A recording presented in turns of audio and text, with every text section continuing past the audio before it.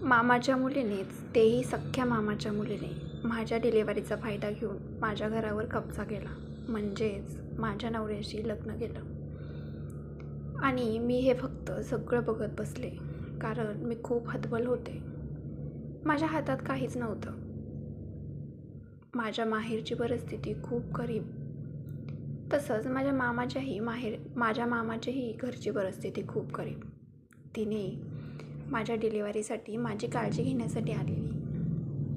गरीब आहे म्हणून मी पण घेऊन आले. तिला मी कधीच काहीच कमी पडू दिलं नाही.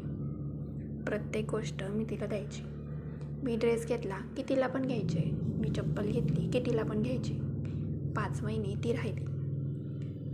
ती जेव्हा आली तेव्हा 3 महिन्यापासूनच तिने माझ्या नवऱ्यासोबत अफेअर चालू केलं. आणि ही गोष्ट मला आत्ताशी कळतीये. तिने माझ्या 2 मुलांचा तरी विचार करायचा होता. जशी माझी डिलिव्हरी झाली तशी ते दोघं लग्न करून आली. डिलिव्हरीसाठी पण मी माहेरी गेली नाही. माहेरी पण आईसारखी आजारी असायची. त्यामुळं एक 15-20 दिवसात, एका महिन्याभरात पूर्ण माझं आयुष्यच बदलून गेलं. बोलायला पण शब्द नाही येत. पण तिला तिच्या कर्माची फेड करावं लागणार. माझं सुख, माझं ऐशो आराम, माझे हक्क तिने सगळे माझ्यापासून ओढून घेतलेत. आता आम्ही, माझी मुलं आणि मी एका साध्या खोलीमध्ये राहतो, जिथे आम्हाला 2 टायमाचं खाणं पण मुश्किलीने देतात. माझ्याकडून घरातली सगळी कामं करून घेतली जातात. माझ्या नवऱ्याला पूर्ण माझ्या विरोधात भडकवून दिलंय. माझ्या माहेरची मंडळी काहीच बोलली नाहीत, कारण जो गरीब असतो त्याला आवाज नसतो. तेच झालंय अगदी माझ्यासोबत. माझ्या घरच्यांचा आवाज अगदी दाबला गेलाय, कारण सासरची मंडळी वरचढ लागलीत. मग हे सगळं मी माझ्या सासूला आणि नंदेला सांगितलं. त्यांनी त्यांच्या मुलासोबत बोलणं केलं. मुलाने त्यांना काय सांगितलं, म्हणजे माझ्या नवऱ्याने त्यांना काय सांगितलं माहीत नाही. पण ते सगळी आता एकजुटीने उभा आहेत आणि एका बाजूला मी एकटीच आहे. मी घरातली सगळी कामं करते, माझं छोटंसं बाळ घेऊन, धुणी, भांडी, स्वयंपाक. आणि आत्ता मी व्हिडिओ बनवायला लागली. ते पण मी घरात कोणी नसताना चोरून व्हिडिओ बनवते. माझ्या मामाच्या मुलीला, म्हणजेच माझ्या चौथीला, घरातली कामं करायला आवडत नाही. आत्ता तिला आवडत नाहीत. पहिली ती सगळी कामं माझी करत होती. तिला घरातली कामं आवडत नाहीत म्हणून नवऱ्याने तिला कंपनीमध्ये जॉब करायला परमिशन दिली. ती रोज सकाळी जाते जॉबवरती आणि डायरेक्ट दोघेही संध्याकाळी घरी येतात. ते सकाळी जातात आणि मग बाकीची सगळी कामं मी करते. आता माझं अस्तित्व या घरात फक्त कामवाल्या बाईचं एवढंच राहिलंय. पण आता मला माझी परिस्थिती सुधारवायची, ती मला झगडून मिळवायची. माझं पण चांगलं शिक्षण झालंय. मी पण आता नोकरीच्या हिशोबाने प्रयत्न करणार. जोपर्यंत माझी मुलं लहान आहेत तोपर्यंत ठीक आहे. पण ती जशी हळूहळू मोठी होतील ना, मग मी पण नोकरीसाठी प्रयत्न करणार. तोपर्यंत घरीच अभ्यास सुरू केला आहे स्पर्धा परीक्षेचा. बघूया किती यश मिळतंय. मी प्रचंड आशावादी आहे. एवढी मोठी गोष्ट घडली माझ्या आयुष्यात, पण तरीही मी माझी आशा अजून सोडलेलीच नाही आहे.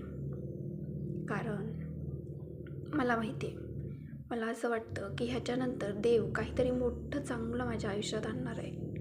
काहीतरी मोठं चांगलं माझ्या आयुष्यामध्ये घडणार आहे, याची मला आशा आहे. सुसाईड करणं, जीव देणं ही गोष्ट माझ्या मनाला पटत नाही. कारण माझी मुलं आहेत लहान लहान, त्यांना कोण बघेल. बापाचं प्रेम त्यांच्यासाठी आत्ताच अर्ध झालं आहे.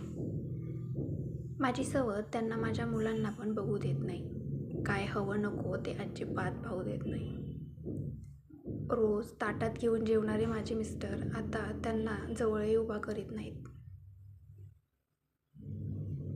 पण ते लहान आहेत, त्यांना काही कळत नाही आहे.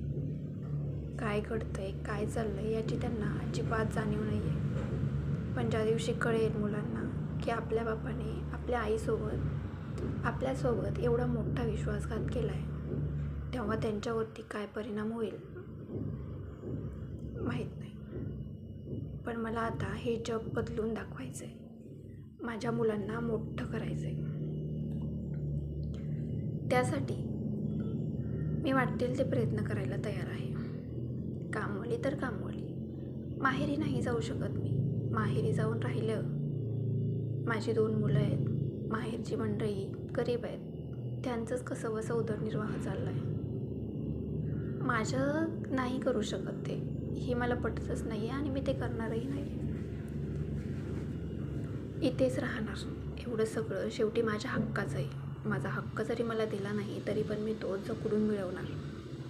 एक दिवस मी एवढा मोठा पैसा कमावणार की यांचे तोंड वाकडी झाले पाहिजेत. त्यासाठी मला यूट्यूबची साथ हवी आहे. मला माहीत नाही हे किती सक्सेस होईल किती नाही, पण अशी आहे माझ्या आयुष्याची स्टोरी. बघूया. आपल्या माणसांवरती सख्खे जरी असले तरी थोडंसं पारखून घ्यायचं त्यांना. त्यांच्यावरती लगेच विश्वास नाही ठेवायचा. तसा मी ठेवला आंधळा विश्वास. खूप मोठी चूक केली. परत माझ्याकडून ही चूक आता काही राहिलंच नाही आहे चूक व्हायला म्हणा. जे माझं होतं ते सगळं गेलं आहे. आता तो प्रत्येक गोष्ट निसटली. खूप डीपमध्ये मी सांगू शकत नाही, मला ते शब्दच फुटत नाही आहेत. तरी पण मी सांगण्याचा प्रयत्न करेल. रोज मी एक ब्लॉग टाकेल. तुम्हाला जर आवडत असेल तर तुम्ही लाईक करू शकता, आणि जर ठीक आहे नसेल आवडलं तर स्किपही करू शकता. असं काही नाही आहे. आता जगाने सगळं काही शिकवलं आहे मला. परिस्थिती, वेळ सगळं शिकवते असं म्हणतात ना, तसं झालं आहे माझ्यासोबत. वेळेने सगळं शिकवलं आहे. व्हिडिओ आवडला असेल तर लाईक करा आणि चॅनलवर नवीन असेल तर सबस्क्राईब करा. भेटूया उद्याच्या पुन्हा एका नवीन व्हिडिओत. तोपर्यंत स्टे ट्यून.